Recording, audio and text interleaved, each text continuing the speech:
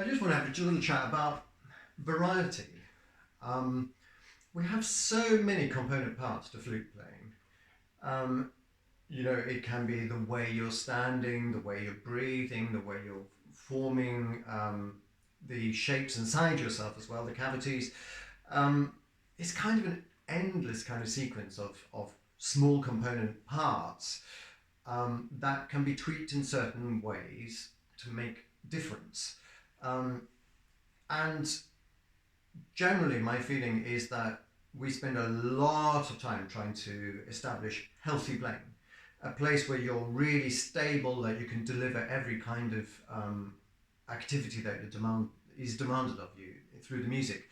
And that you can play without going too sharp or too flat, and making beautiful sounds, good legato, and then you can move from one register to the other. These are hugely important things.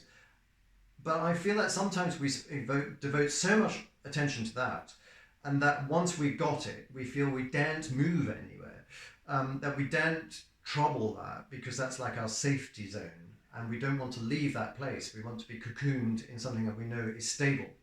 But my viewpoint is that to be a fully paid up artist, that you have to be prepared to shift away. And the game is always to, keep hold of the safe comfort, health playing, but at the same time to be prepared to move other places. So, some things we can vary are things like vowel sounds we use, so that we don't just come with a default vowel sound, because if I play with a kind of E sound,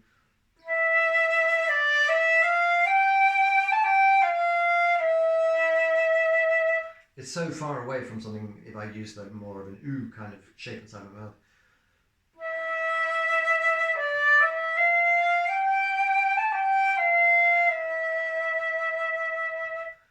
And you've just got two radically different colours just by one simple change.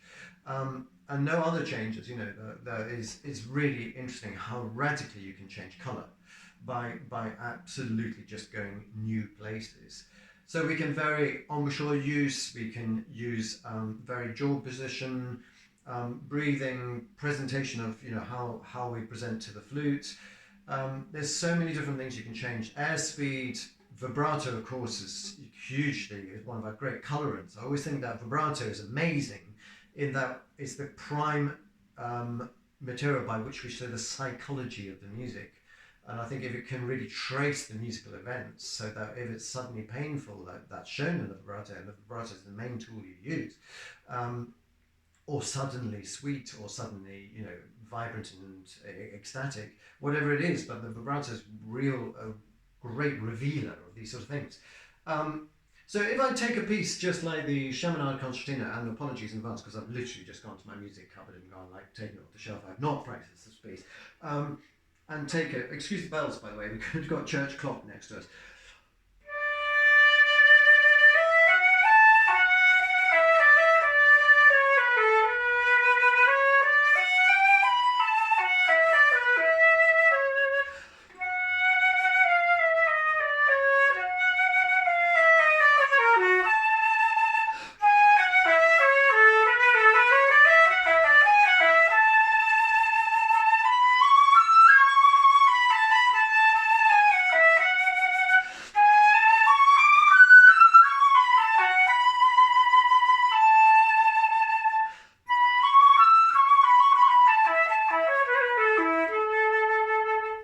That's me very much with the mentality of I got my safe sound. I know how to play. I've got it established after years of study, whatever.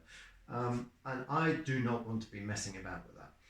But for me, it just makes the music so less interesting. So we come with a mezzo forte dolce sound to start with.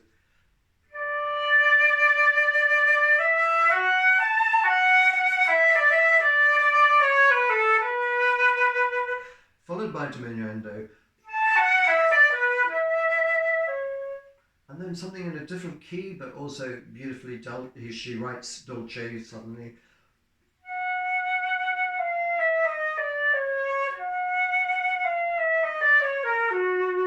And then we start coming out of that. She has a nice crescendo up and leads us back to a reiteration of the tune, this time in the dominant.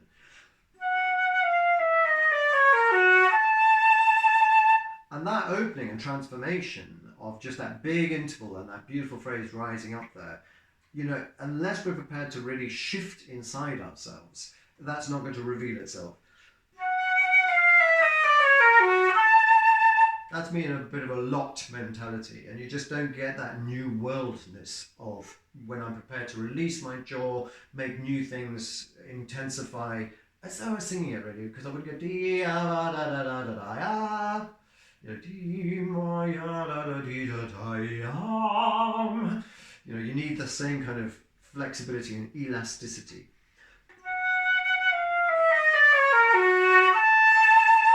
Which of course leads us back to the big representation of the tune, the dominant,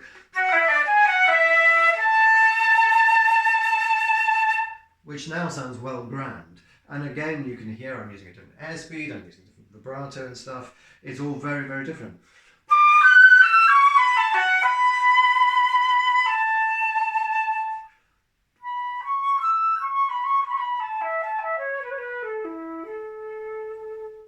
So I've taken a different jaw position, and I'm using the embouchure in a completely different way, and I'm radically aiming for a much, much softer dynamic. And so often it just carries on much the same, to be honest. You hear, a same sort of vibe, but the music should stop in its tracks because there's a subito piano and completely new material. So with these kind of viewpoints, just that we get this amazing divergence, that you're prepared to vary stuff to make real wonderful musical colouring and event.